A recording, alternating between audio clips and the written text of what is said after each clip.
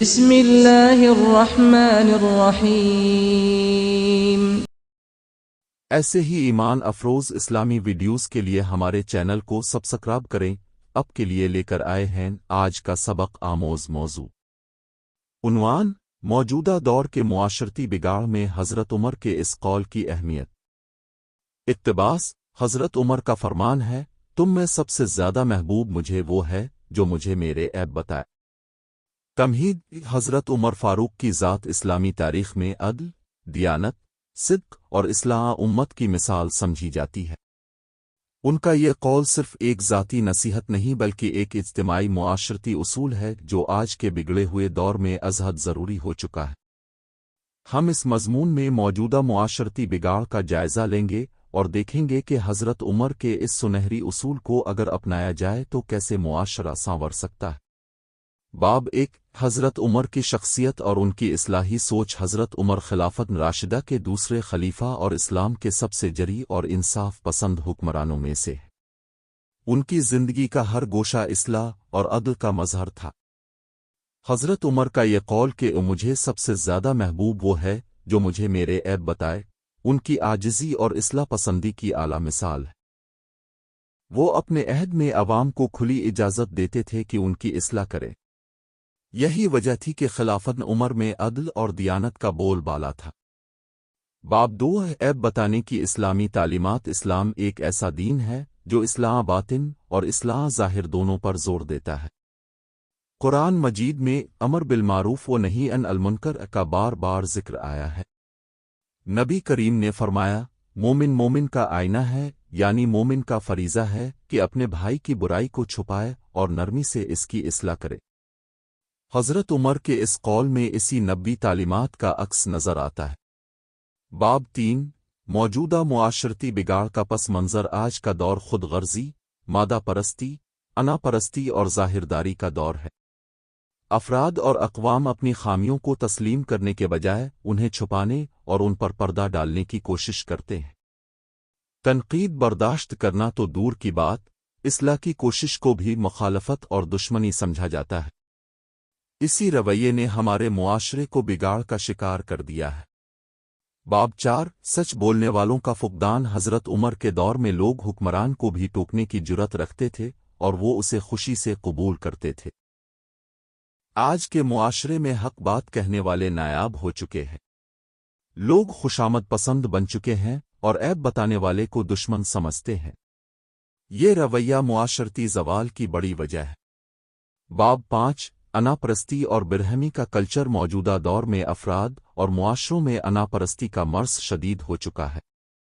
اگر کوئی شخص خیرخواہی کے جذبے سے کسی کو اس کا عیب بتائے تو فوراً غصہ، برہمی اور تعلقات کی خرابی کا سامنا کرنا پڑتا ہے۔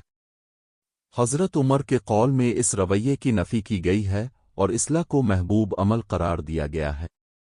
باب 6: سوشل میڈیا کا منفی کردار۔ سوشل میڈیا نے موجودہ معاشرتی بگاڑ میں اہم کردار ادا کیا ہے۔ لوگ اپنی زندگیوں کو خوشنما اور بے عیب بنا کر پیش کرتے ہیں، جبکہ حقیقت میں اخلاقی پستی اور برائیوں میں مبتلا ہوتے ہیں۔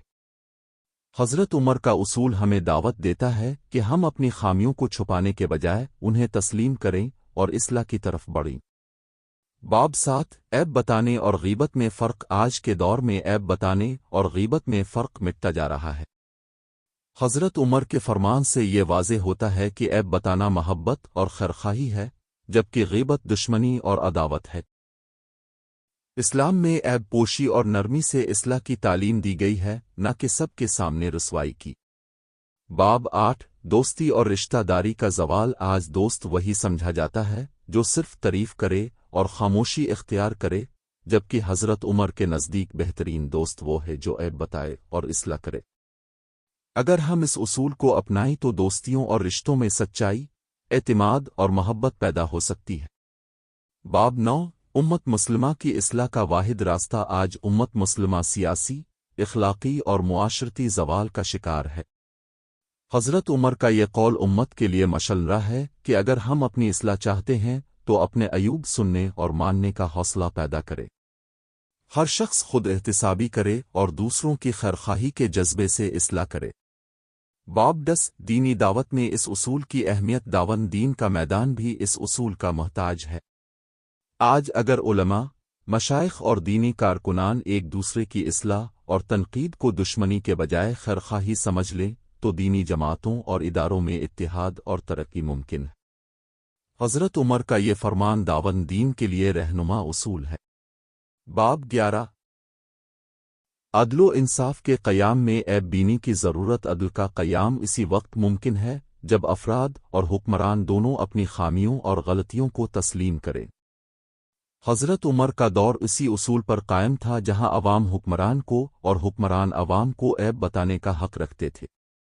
یہی اصول آج کے دور میں عدل و انصاف کی بنیاد بن سکتا ہے۔ باب 12 تعلیمی اداروں اور تربیت گاہوں میں اس اصول کی افادیت۔ تعلیمی ادارے اور تربیتی مراکز اگر حضرت عمر کے اس قول کو اپنے نصاب اور تربیتی پروگراموں میں شامل کریں تو نئی نسل میں خود احتسابی اور اصلاح کا شعور پیدا ہو سکتا ہے۔ یہ شعور معاشرتی بہتری کا ضامن ہے۔ باب 13 عیب بتانے کا ادب اور حکمت۔ اسلام میں عیب بتانے کے لیے حکمت، نرمی اور اخلاص کی شرط ہے۔ حضرت عمر کا فرمان اسی اخلاقی اصول پر مبنی ہے۔ آج کے دور میں ہمیں یہ سیکھنے کی ضرورت ہے کہ عیب بتانے کے لیے مناسب وقت، جگہ اور طریقہ اختیار کیا جائے تاکہ اصلاح ہو، نہ کہ فساد۔ باب 14 خاندانوں میں اصلاح کا طریقہ۔ گھریلو زندگی میں اگر افراد ایک دوسرے کی اصلاح کے لیے حضرت عمر کے اصول کو اپنائیں تو خاندانی جھگڑے، طلاقیں اور رنجشیں کم ہو سکتی ہیں۔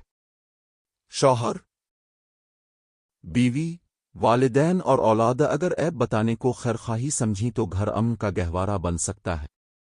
باب 15 عالمی سطح پر امت کا زوال اور اصلاح کا راستہ۔ آج امت مسلمہ عالمی سطح پر تنزلی کا شکار ہے۔ اس زوال کی بڑی وجہ یہی ہے کہ حکمران اور عوام دونوں اپنی خامیوں اور غلطیوں کو تسلیم نہیں کرتے۔ حضرت عمر کے اس فرمان پر عمل امت کو دوبارہ عروج کی راہ پر گامزن کر سکتا ہے۔ نتیجہ حضرت عمر کا یہ عظیم قول آج کے بگڑے ہوئے معاشرے کے لیے نون سینخ کیمیا ہے۔ جہاں لوگ انا پرستی، خود غرضی، ظاہرداری اور خوشامد میں مبتلا ہیں، وہاں یہ تعلیم ہمیں سکھاتی ہے کہ عیب بتانا محبت ہے، دشمنی نہیں، اصلاح کرنا خیرخواہی ہے، مخالفت نہیں۔